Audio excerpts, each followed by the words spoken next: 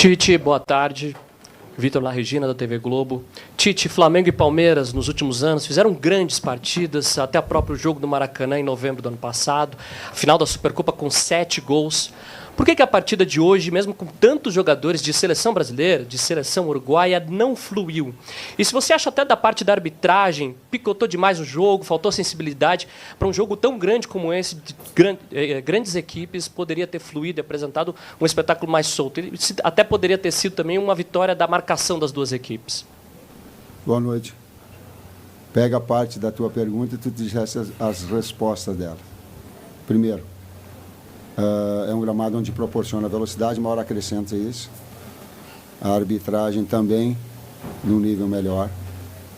Não é só porque eu tomei cartão amarelo, tem que ter um critério estabelecido para as duas. E foi a supremacia das duas equipes do processo de marcação, de contato, com dois modelos diferentes em cima da criatividade. A criatividade que teve nos poucos momentos das duas equipes, ela não teve a conclusão. Tite, boa tarde. Emílio Bidlovski, ESPN.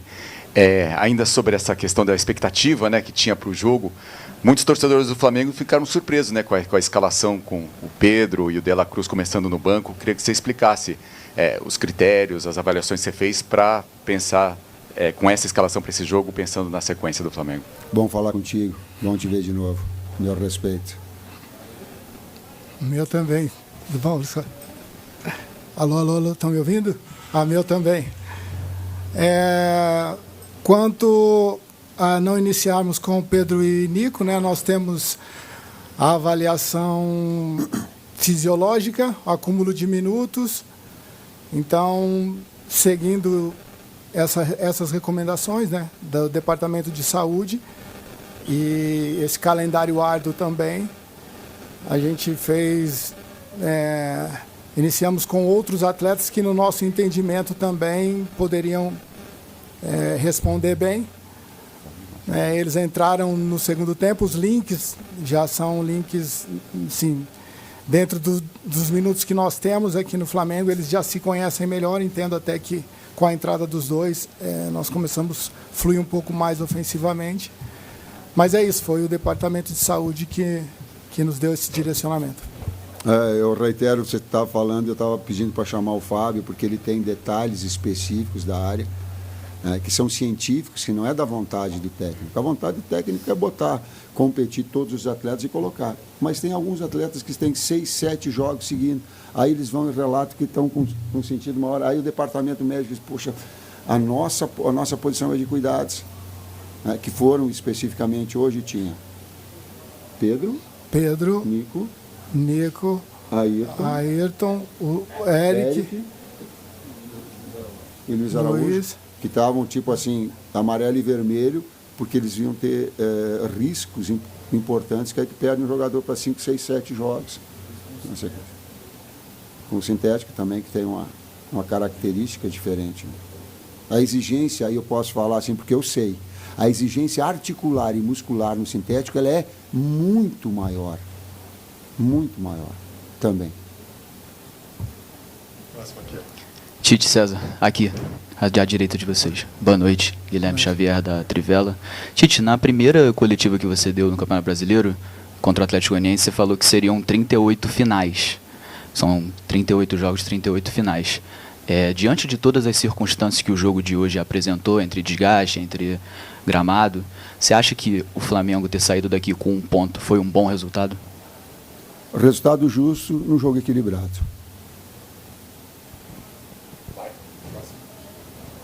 Boa noite, Tite. Léo José, do Coluna do Fla. Nesse segundo tempo, você colocou uma parte do jogo, você colocou o De La Cruz e o Gerson juntos. E uma das dúvidas que a gente tinha era justamente como que fica a disposição dos dois em campo, sendo que um pode fazer a posição do outro. Aí eu queria entender de vocês, tanto para o César também, como que vocês agora, depois de conhecer o De La Cruz durante 3 meses de trabalho, como que fica essa disputa por posição pelo lado direito do campo? A presença do Gerson por ali faz com que o De La Cruz seja de fato um segundo volante junto com o Pulgar? Nesse jogo específico foi o inverso, né? O Gerson entrou por dentro e o De La Cruz com a flutuação, algo que ele já fez na seleção uruguaia. Porém, são jogadores que podem ser utilizados em mais de uma função, né?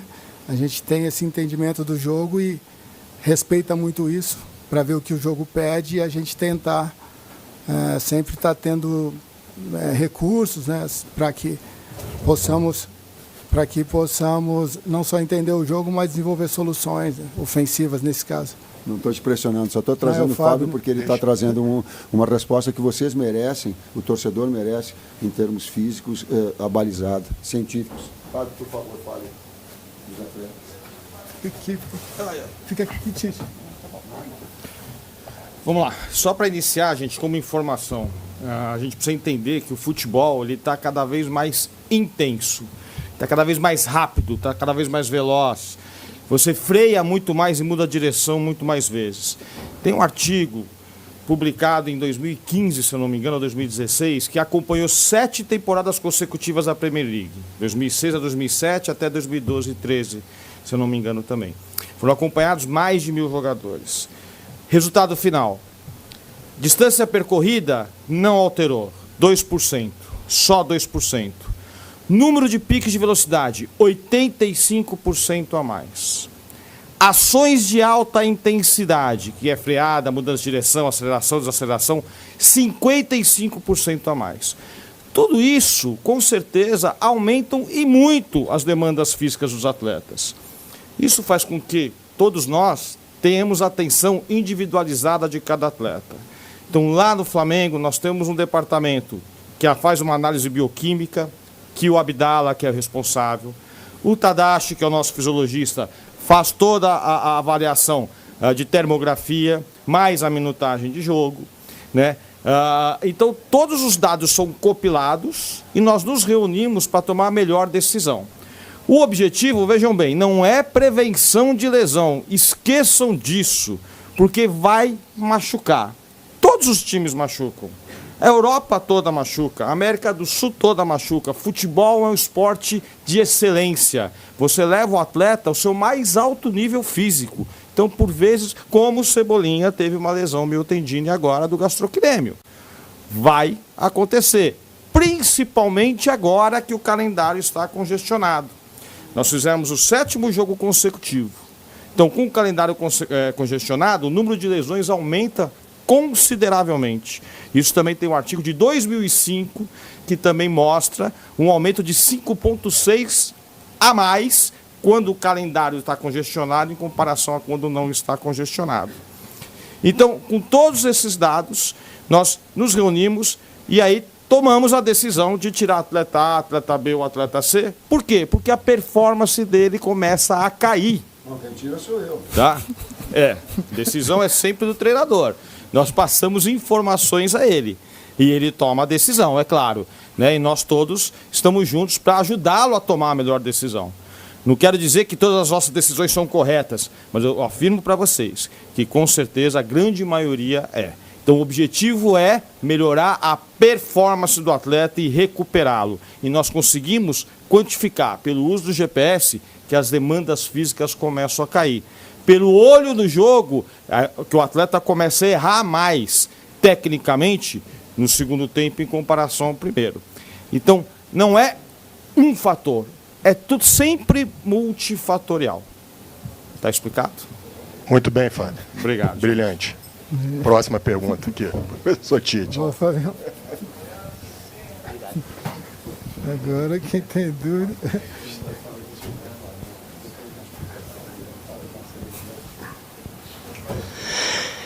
Querido Tite, muito boa noite. Boa noite, César Sampaio, aqui. Ótima noite.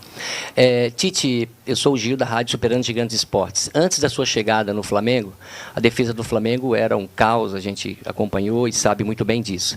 Hoje ela melhorou muito, mas eu percebo que por baixo, ainda com bola ao chão, em cima, o Flamengo tem tido bastante dificuldade de tirar de cabeça ali na defesa. É algo que vocês já estão vendo, já perceberam, ou de repente eu não acertei na pergunta?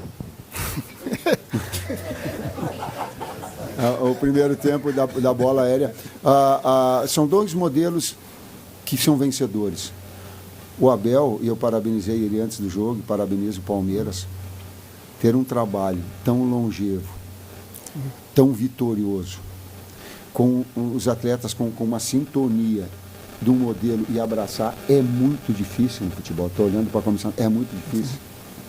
Então, falei isso para ele, falei isso para a presidente, em relação a tudo isso, porque para incentivar todos os clubes, a permanência é um pouquinho de corporativismo, sim. Ele é de dar tempo para que os profissionais possam trabalhar, e ele é um exemplo disso. Ele é um exemplo disso. Do nosso modelo, dos últimos 10 trabalhos, talvez o número de gols feitos e de média, só Jorge Jesus teve superior. Aliás, o Jorge Jesus tem que ter uma placa para ele, porque ele fez um trabalho extraordinário e ele é referência. E até é inconcebível o cara tentar chegar nesse estágio, assim como o Abel aqui, enfim, e outros exemplos mais. Então, nós temos e melhoramos no sentido de equilibrado. Bola aérea. Nós sofremos hoje uma bola aérea num cabeceio e ajustamos numa bola parada de cabeceio. As outras todas, parece que teve uma finalização só que foi no gol, e todas as de bola aérea de cobertura, que nós tínhamos tomado o gol de cobertura do lateral do lado oposto em bola de inversão, porque o modelo, ele é, e o próprio dito pelo Abel, ele quer aquela detalhe dos 15 cruzamentos, 15 finalizações, duelos. Roubada de bola, né? Sim, eles não querem que eu fale, mas ele externou de forma pública que tem. Então a gente tem que procurar neutralizar aquelas que são as forças do adversário. E hoje esteve bem. Tite, eu achei que hoje o Abel armou o time do Palmeiras muito forte na defesa. Você acha que isso de alguma forma dificultou a penetração do Flamengo, as armações ofensivas do Flamengo no jogo? Foi o mesmo modelo que ele utilizou contra nós. Sim, no primeiro jogo, né? Jogo, lá, né? Colocou com a entrada do Luan. Ele tem essa possibilidade, como o Tite diz, já conhece bem os atletas pelo período que trabalha juntos. Confesso que eles já estão mais adaptados a esse gramado. Enfim, com 3 zagueiros ele pode dar um pouco mais de liberdade aos alas, né, para ocuparem um espaço intermediário mais ofensivo. Que é o Flaco também. Ocupando os canais, né, os corredores entre zagueiro e lateral. Porém, nós tivemos algumas, dentro daquilo que a gente entendeu, daquilo que a gente treinou e simulou, nós tivemos algumas boas chances de implementar algo para superar isso. Um erro de passe, um ajuste, né, um domínio com a bola um pouco fora do lugar, enfim, uma falta de uma melhor decisão. Acabou no último, né, intermediário e ofensivo, acabou nós não aproveitando essas oportunidades. Porém, enfim, faz parte, né? Eles têm no seu sistema defensivo aí um dos pilares de sustentação e não é reclamar do gramado, eles estão mais habituados a jogar nesse gramado do que a gente. Tite, César Sampaio, boa noite. Analisando as redes sociais, após o empate em 0-0 com o Palmeiras, parte dos torcedores tem se manifestado decepcionada porque entendem que o goleiro adversário, o goleiro Everton, foi até mais testado que o Agustin Rossi. Talvez se o Flamengo tivesse um pouco mais de sorte na partida, poderia ter saído com resultado positivo, e lamentam pelos 2 pontos perdidos. Há uma outra parte que enaltece o fato do Flamengo estar jogando fora de casa, no gramado sintético, contra o Palmeiras, que era apontado antes do início do campeonato como um dos favoritos e é o atual bicampeão, e comemoram o ponto somado. Qual desses 2 lados tem razão, na sua opinião? Respeito os dois. Opiniões se respeitam. E ao longo da minha atividade profissional, a gente respeita opiniões, né? Discordando. Hoje não tem mais, para mim, não tem mais o preto e o branco. Existem uma série de tons de cinza. E eu estou inserido nesses tons de cinza.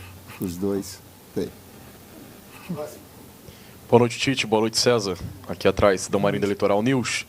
Próximo jogo do Flamengo é um jogo complicado também. A temporada é muito exigente. O Fábio chegou a falar um pouquinho sobre a preparação da equipe para esse jogo contra o Bolívar.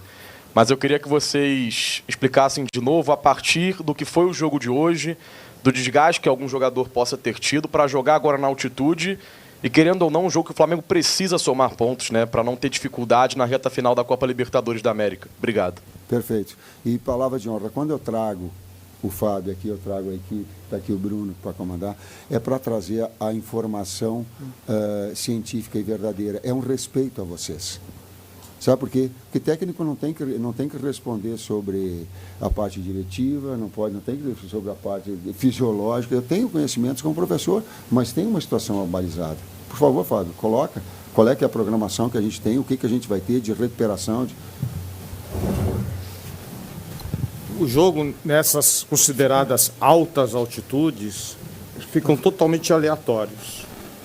Por quê? Porque nós vamos acabar sentindo, sim. Quanto mais você sobe, menor é a densidade do ar. E aí você afeta a captação de oxigênio do seu alvéolo pulmonar, porque a pressão parcial de oxigênio cai. Bom, mas isso tem que ser uma aula muito mais ampla. Mas o que é importante saber? A nossa estratégia de chegar na hora do jogo é para você evitar o que nós chamamos de mal agudo da montanha. Quando você põe o pé nessa alta altitude, na hora você começa a ficar ofegante, a hiperventilar. Você não percebe, mas você começa a hiperventilar. Com o tempo passando, os efeitos dessa exposição começam a vir. Quais são? Uma dor de cabeça intensa, náusea, ânsia de vômito. É por isso que nós optamos em chegar próximo. Isso não vai aumentar a performance da equipe. A performance da equipe já vai estar comprometida. O desafio é recuperar esses atletas e tentar, pelo próprio histórico desses atletas, saber quem sente mais ou menos, atuando nessas altas altitudes, como é La Paz a 3.600. Boa noite, Tite. Boa noite, César. Boa noite. Apesar do Palmeiras repetir os jogadores da defesa, hoje a marcação era mais individual e mais cerrada do que foi no 3-0 no segundo turno do Campeonato Brasileiro passado. Isso é uma questão que fez um pouco mais de diferença hoje, principalmente na saída de bola e alguns outros lances? Com todo o respeito, e a divergência também faz parte, foi a mesma estrutura montada conosco lá. O Gomes saindo, o ala direito espetando na saída do lateral, o Gomes abrindo para fazer um contato com o BH, as outras na sobra, por vezes jogando jogadores na frente para deixar um contra um, buscando vencer duelos. Ela teve mais ou menos o mesmo desenho. Professor César, as duas últimas. Tudo bom?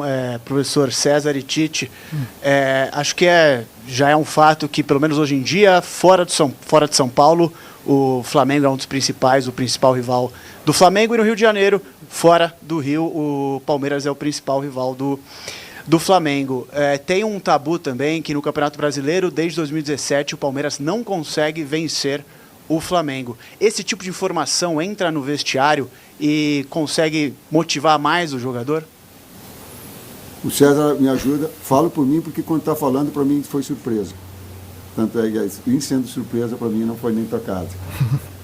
Não, são duas grandes equipes. Eu não isolo os dois, né? Assim, mas pelo momento do Palmeiras, né, atual bicampeão brasileiro,